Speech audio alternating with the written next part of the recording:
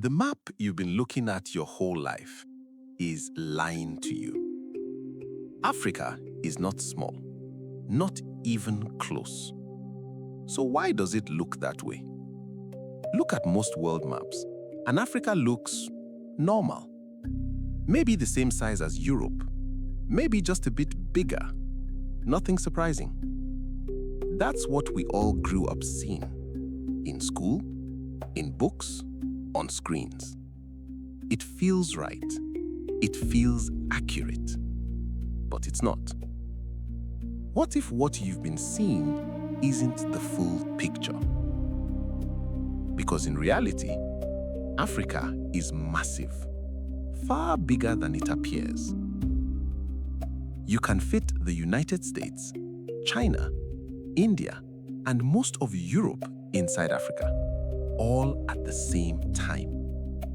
So why were we never shown this? Think about it. You've seen maps your whole life and never questioned this. So the question is, why? Why does Africa look so small when it's actually so big? The answer is simple. It's the type of map we use. Most maps are based on something called the Mercator Projection.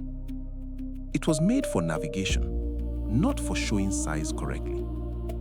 To make routes straight, the map stretches parts of the world, especially areas far from the equator, like Europe and North America.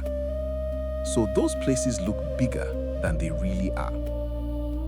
And places near the equator, like Africa, look smaller, not because they are small, but because the map distorts them. So it's not Africa that's small.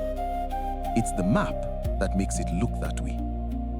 So if the map can change size, what else can it change? And here's where it gets deeper. When you see something the same way again and again, you start to believe it, even if it's not true. That image becomes your reality. And if your reality is shaped by what you see, how much of it is actually true? So when people think about Africa, they don't just think about size. They think about importance, presence, influence. This map was created in 1569 by Gerardus Mercator. He wasn't trying to mislead. He was solving a problem, navigation.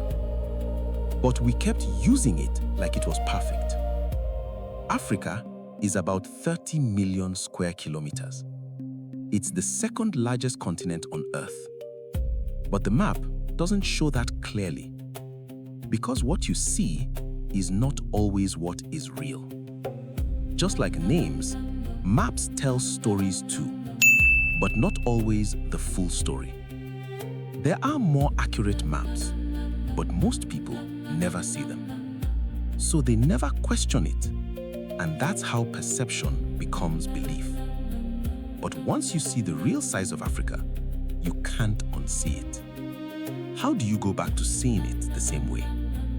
It changes how you think, how you compare, how you understand the world.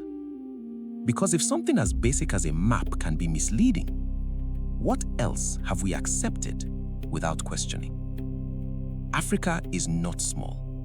It never was. The map just made it look that way. And if this changed how you see the world, subscribe, because the next stories might change even more.